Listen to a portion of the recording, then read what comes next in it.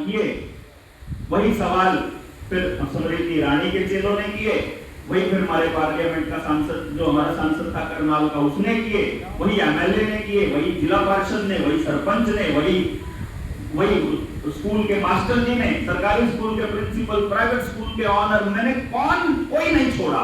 NGO के लोग जो इन मुद्दों पर काम कर रहे हैं सबसे जाकर के कि ये पढ़ा किसका इस्तेमाल समाज के लिए कैसे करना है आप लोग तय कर लो।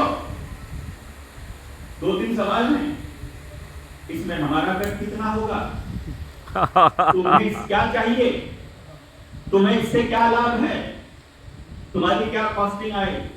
एक मंत्री ने तो, एक राज्य के शिक्षा मंत्री ने, क्योंकि समय के हिसाब से आप बता दोगे किसकी बात कर रहा हूं, मैं नाम नहीं लेना चाहूंगा, एक राज्य के शिक्षा मंत्री ने तो मुझे ये कहा कि बलारा जी 3,90,000 बच्चा है प्राइमरी में, आप प्राइमरी के टीचर थे, अगर एक बच्चे से हम 1,000 रुपया भी लेते, 10,000 रुपया भी लेते हैं, 10,000 रुपया महीना भी लेते हैं, तो 390 करोड़ का प्रोजेक्ट बनता है।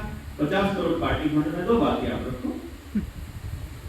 मैंने कहा मैं सब कुछ फ्री करने के लिए बैठ रहा हूं, आप मुझे कैलकुलेशंस बता रहे हैं, ये होगा नहीं, पैसों से ये नहीं होगा।